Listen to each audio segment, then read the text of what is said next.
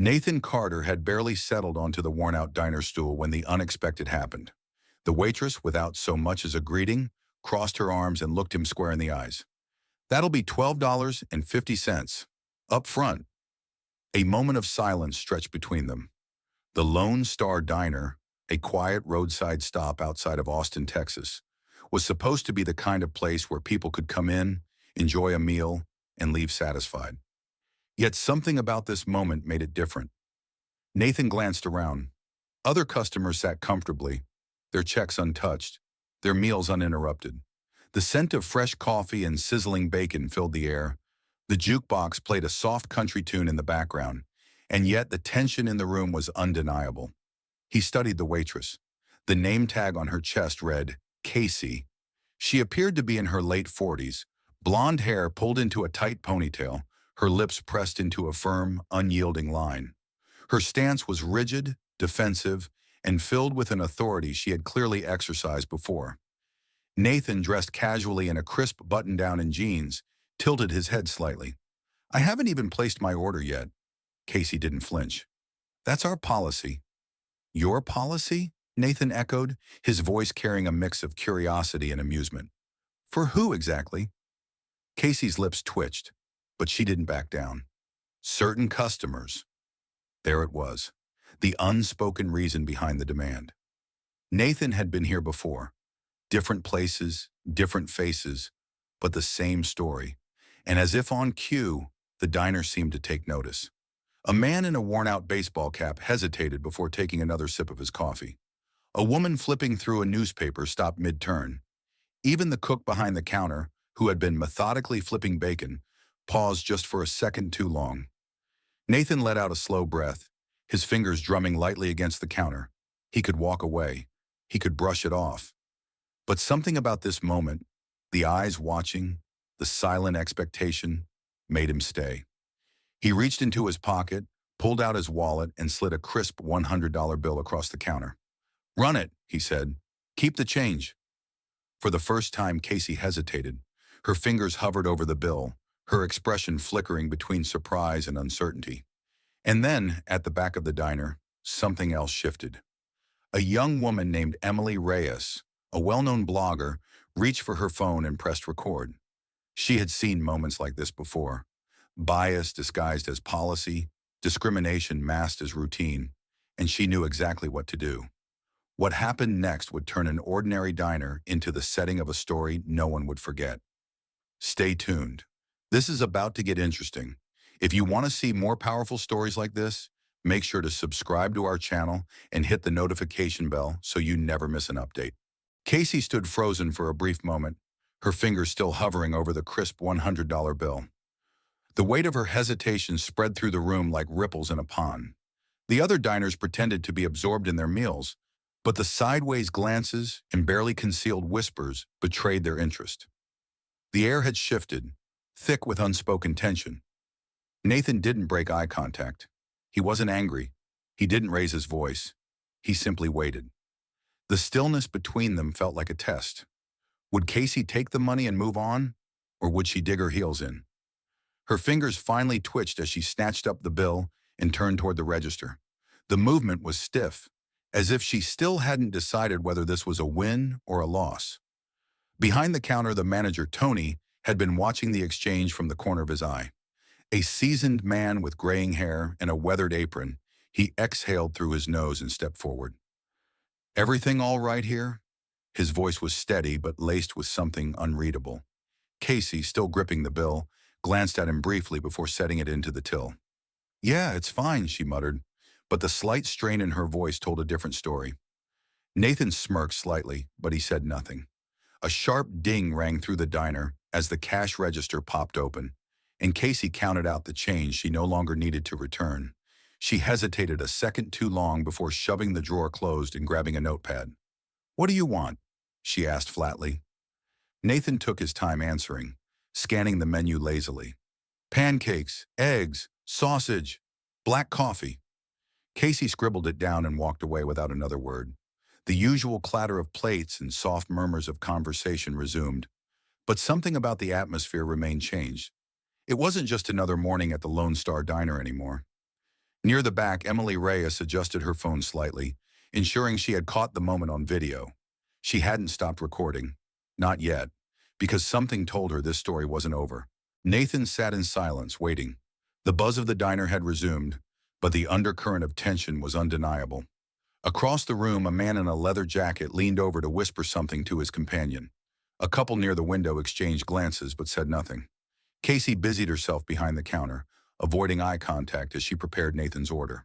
Her movements were rushed, almost clumsy, as if she were eager to be done with this shift altogether. The weight of what had just happened was settling in. Tony, the manager, lingered near the kitchen, his arms crossed over his chest. His expression was unreadable, but his presence was telling. He knew this wasn't going to fade away.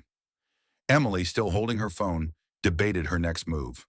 Posting the footage now would send a ripple far beyond the walls of this small-town diner. But she wanted more.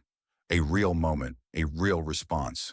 She rose from her seat and made her way toward Nathan's counter. "Mind if I sit?" she asked. Nathan looked up, then nodded. "Go ahead."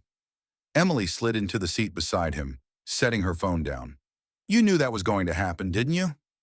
Nathan chuckled softly, shaking his head. "Let's just say, I've seen this play out before."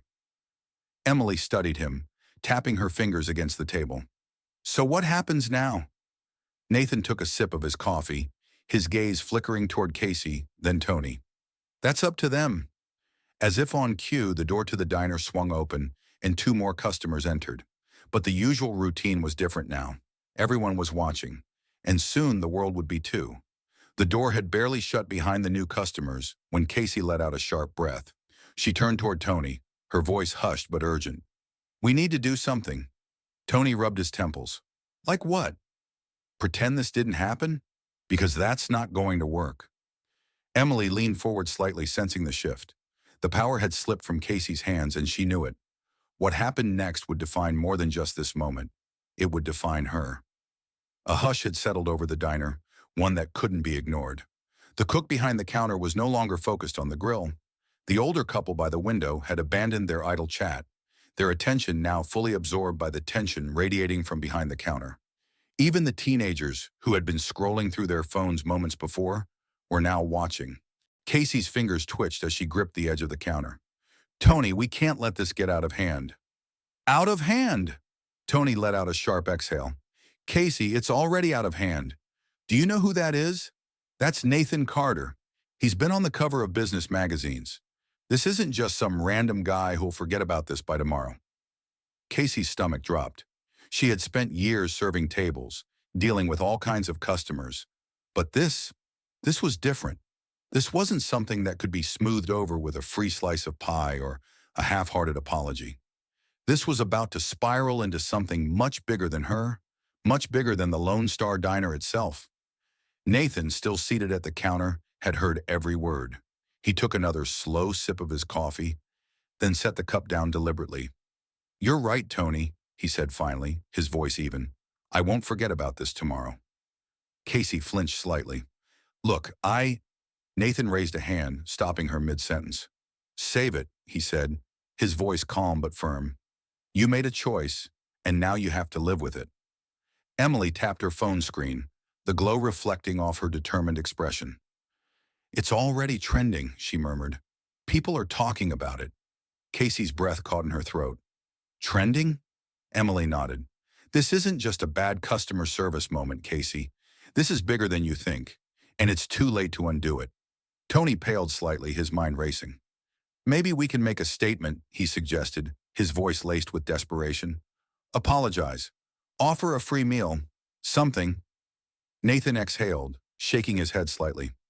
"It's not about the meal, Tony. It never was. It's about how people get treated when no one's watching. Except this time, someone was." The weight of his words hung in the air. Casey swallowed hard, realization sinking in. A phone chimed, then another. The sound rippled through the diner like an omen. Emily glanced down at her screen and smirked slightly.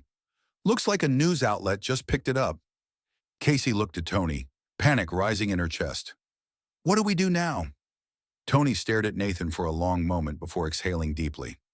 "We own it," he said finally, "and we learn from it."